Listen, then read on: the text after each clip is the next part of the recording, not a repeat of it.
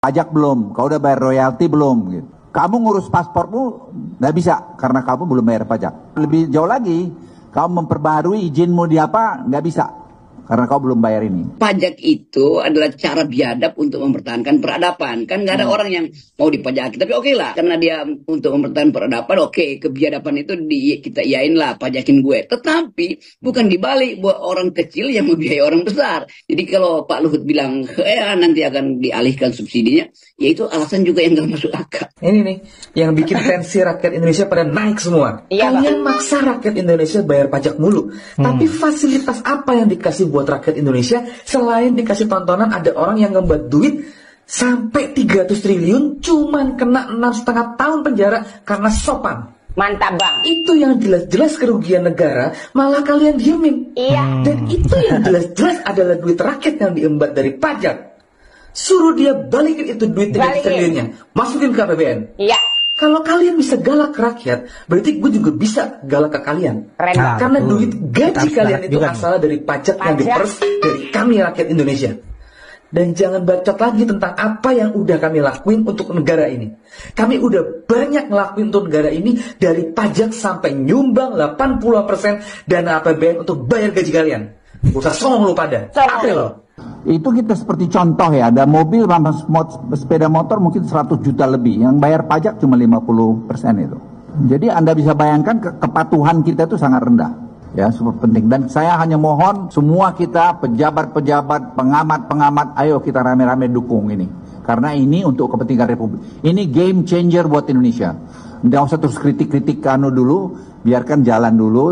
Nanti ya berikan kritik bangun, karena ini banyak masalah yang harus diselesaikan. Kan kita tahu pajak itu fungsinya untuk mensubsidi orang kecil. Ini bagaimana orang kecil mensubsidi orang besar, orang kaya itu akalnya dari mana? Jadi kita bayangkan misalnya tidak masuk akalan seluruh sistem perpajakan kita tuh. Jangankan rakyat ya, pemerintah sendiri aja tidak taat bayar pajak. Masih banyak kendaraan dinas yang nggak bayar pajak di berbagai kota, kabupaten, provinsi. Lah itu gimana? Kenapa malah nyalahin rakyat? Sedangkan aparatur negara sendiri, mobil dinasnya juga tidak taat bayar pajak. Kadang tuh muak juga lihat pemerintah ya. Apa-apa nyalahin pajak, apa-apa nyalahin rakyat. Tapi ketika rakyat mengkritik pemerintah, congornya bukan main. Hanya minta sekali lagi dukungan Anda dan semua masyarakat Indonesia. Ayo kita rame-rame dukung dan patuh terhadap ketentuan. Karena nanti ada mantan-mantan pejabat juga yang tidak patuh akan ketahuan. Ya, akan ketahuan. Jadi kalau misalnya saya mantan pejabat, saya menyembunyikan sesuatu, pasti akan ketahuan. Entah dulu dia paling berkuasa, nggak ada urusan. Nanti akan bisa dilihat, orang akan bisa Google kamu, nanti kalau kamu tuh membuat sesuatu yang tidak benar. Game changer buat Indonesia, karena kita bicara masalah pajak, karena penerimaan pajak yang tidak maksimal, dan kita mendukung program Cortex yang dilakukan oleh Kementerian Keuangan di Keuangan. Gue sebenarnya udah riset dikit sih soal Cortex ini, plus minusnya gimana. Cortex diperlukan untuk meningkatkan rasio pajak, betul. Tapi Cortex juga rentan penyalahgunaan data oleh oknum yang tidak bertanggung jawab. Tapi yang punya negara bilang jangan kritik, ya udah. Mohon maaf untuk Pak Luhut sebagai Ketua Dewan Ekonomi Nasional ketika menyampaikan keluhan terkait dengan kepatuhan pajak Republik Indonesia atau rakyat Indonesia yang masih rendah. Please, kita itu, saya rasa pribadi gitu ya, udah taat kok bayar pajak, cuma masalahnya seringkali uang pajaknya dikorupsi, dan itu membuat kita semakin gak percaya dengan pengelolaan negara yang diwakili oleh para pemimpin saat ini atau para pejabat hari ini, termasuk Pak Luhut. Kalau nggak salah sih ada banyak perusahaan yang cangkang gitu, yang itu mengamankan ya nama Pak Luhut juga gitu ya. Itu kalau nggak salah pernah dibongkar di Panama Papers. Silakan deh teman-teman kalian cari beritanya.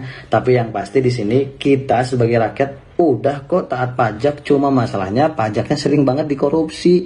Jadi kita nggak percaya deh. Untuk Pak Luhut yang maha kuasa. Tahu nggak sih Pak, sebenarnya orang Indonesia itu punya sifat dasar yang manut dan nurut loh.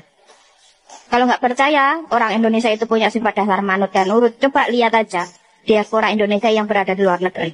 Entah itu bekerja atau pindah domisili. Diaspora Indonesia yang berada di luar negeri, mereka itu cenderung taat bayar pajak. Padahal pajak yang mereka bayar di negara orang itu jauh lebih tinggi dan jauh lebih mahal daripada pajak di negara sendiri. Mereka taat bayar pajak tanpa harus diancam dulu oleh pemerintah setempat. Dan pernah nggak sih Pak Luhut itu bertakon-takon, kenapa sih diaspora Indonesia di luar negeri itu taat bayar pajak, tapi di negara sendiri malah terkesan malas? Tahu nggak kenapa? Karena bayar pajak di negara orang itu dilayani dengan rasa hormat. Dan prosesnya itu gampang banget. Sedangkan di Indonesia, bayar pajak, entah itu online atau offline, sulitnya bukan main. Sedangkan kalau kita berhadapan-hadapan dengan birokrat pajak, kita itu di-treat, dilayani seolah kita sedang ngemis. Padahal kita bayar pajak. Bayangkan. Dan ditambah lagi, penggunaan pajak di luar negeri itu dipakai secara transparan. Sedangkan pajak di negara sendiri malah dipakai secara ugal-ugalan. Itu pun hasilnya entah apa. Karena anggaran habis dipakai korupsi lah, dipakai untuk rapat di hotel mewah lah, untuk penyuluhan inilah, untuk itulah. Nah, kalau pemerintah Indonesia pengen rakyat Indonesia itu taat bayar pajak tanpa harus diancam dulu, ya pemerintah bikinlah pelayanan yang setara dengan di luar negeri. Sistem pembayaran yang segampang mungkin. Atau bikinlah sistem penggunaan pajak yang setransparan mungkin. Melebihi transparansi negara orang. Bisa nggak? Nah, kalau pemerintah aja nggak bisa memperbaiki pelayanan, memperbaiki sistem pembayaran, memperbaiki sistem transparansi penggunaan pajak, nggak usah ngarep rakyat Indonesia taat bayar pajak. Nggak usah ngarep. Karena perubahan harusnya dimulai dulu dari pemerintah. Bukan malah maksa rakyatnya. Bahkan sampai ngancem-ngancem yang nggak bayar pajak nggak bisa bikin SIM atau paspor. Satu lagi penjungkir balikan fakta. Kali ini dilakukan oleh Luhut Panjaitan yang dianugerahi 2 jabatan sekaligus oleh Prabowo. Yang menunjukkan bahwa dia masih memiliki pengaruh sangat kuat dalam pemerintahan. Yaitu sebagai Ketua Dewan Ekonomi Nasional dan Penasehat Khusus Presiden Bidang Investasi. Dalam pernyataan Luhut mengenai rendahnya tingkat pembayaran pajak oleh masyarakat, bukan kesalahan pemerintah. Maka dia mengusulkan agar mereka yang tidak membayar pajak dilarang mengurus SIM maupun paspor. Padahal tindakan tegas seperti itu justru harus diberlakukan kepada para pejabat seperti Luhut. Mereka lah yang membuat orang malas bayar pajak. Karena tidak ingin uang yang disetorkan ke negara dipakai foya-foya atau dikorupsi oleh para penyelenggara negara. Dalam kasus Luhut, secara akal sehat, keberhasilannya menjadi triliuner pemilik TBS Energy Group tidak mungkin diterima. Dia adalah pensiunan jenderal dan menteri. Seluruh gaji dan tunjangan yang pernah dia terima masih jauh dari kecukupan modal untuk membangun kerajaan bisnis yang demikian besar. Luhut jelas bukan satu-satunya.